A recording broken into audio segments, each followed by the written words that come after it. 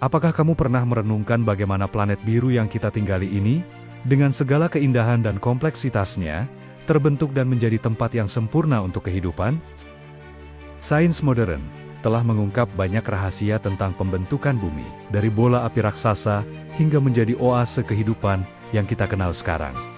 Namun tahukah kamu bahwa kitab suci Al-Quran yang diturunkan lebih dari 14 abad yang lalu telah memberikan isyarat-isyarat menakjubkan tentang proses ini? Mari kita selami lebih dalam bagaimana Al-Quran dan sains berjalan selaras dalam menjelaskan keajaiban penciptaan bumi. Al-Quran dalam surah An-Nazi'at ayat 30 berfirman, "Dan setelah itu bumi Dia hamparkan." Kata dahaha dalam ayat ini memiliki makna yang sangat dalam. Tidak hanya berarti menghamparkan, tetapi juga membentuk seperti telur burung unta. Bentuk bumi yang bulat pepat atau juit, persis seperti telur burung unta, baru dibuktikan oleh sains berabad-abad kemudian. Ini adalah sebuah keajaiban linguistik dan ilmiah yang menunjukkan betapa sempurnanya firman Allah melampaui pengetahuan manusia pada zamannya.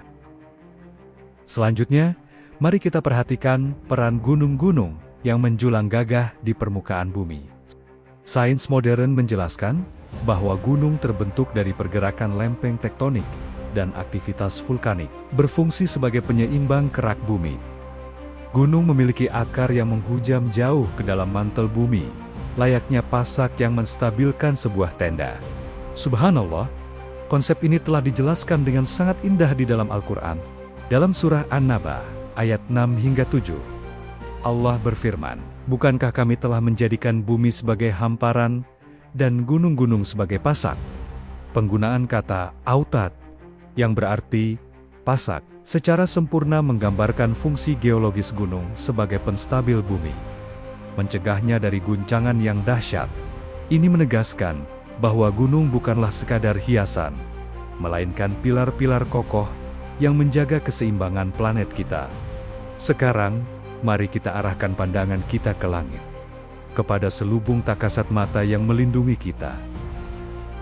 Atmosfer. Sains mengklasifikasikan atmosfer ke dalam beberapa lapisan, seperti troposfer, stratosfer, mesosfer, termosfer, dan eksosfer, masing-masing dengan fungsi uniknya. Al-Quran, dengan gaya bahasanya yang luar biasa, memberikan isyarat tentang struktur berlapis ini. Dalam surah Al-Mulk ayat 3, disebutkan, yang telah menciptakan 7 langit berlapis-lapis. Meskipun penafsiran 7 langit sangat luas, banyak ulama dan cendekiawan Muslim melihat ini sebagai isyarat kuat tentang adanya tingkatan atau lapisan-lapisan di langit yang selaras dengan penemuan sains modern mengenai lapisan atmosfer. Setiap lapisan ini memainkan peran krusial dalam menopang kehidupan di bumi. Perlindungan yang diberikan oleh atmosfer ini sungguh luar biasa. Ia berfungsi sebagai atap raksasa yang terjaga. Lapisan ozon di stratosfer menyaring radiasi ultraviolet matahari yang berbahaya, sementara lapisan-lapisan lainnya melindungi kita dari jutaan meteor yang menghujani bumi setiap hari. Perhatikan firman Allah dalam surah Al-Anbiya ayat 32, "Dan kami menjadikan langit sebagai atap yang terpelihara, sedang mereka berpaling dari segala tanda kekuasaan Allah yang terdapat padanya." Ayat ini dengan jelas menggambarkan fungsi atmosfer sebagai perisai pelindung, sebuah atap yang terpelihara, yang menjaga bumi dari ancaman luar angkasa. Tanpa perlindungan ini, kehidupan di bumi mustahil dapat bertahan. Dari pembentukan bumi yang menyerupai telur burung unta, gunung sebagai pasak penstabil, hingga atmosfer berlapis yang berfungsi sebagai atap pelindung, kita melihat sebuah keselarasan yang menakjubkan antara wahyu ilahi dan penemuan sains. Fakta-fakta ilmiah yang baru terungkap di era modern ternyata telah diisyaratkan dalam Al-Quran sejak ribuan tahun lalu. Ini bukanlah kebetulan, melainkan bukti nyata kebesaran Sang Pencipta, Allah Subhanahu wa Ta'ala, yang ilmunya meliputi segala sesuatu.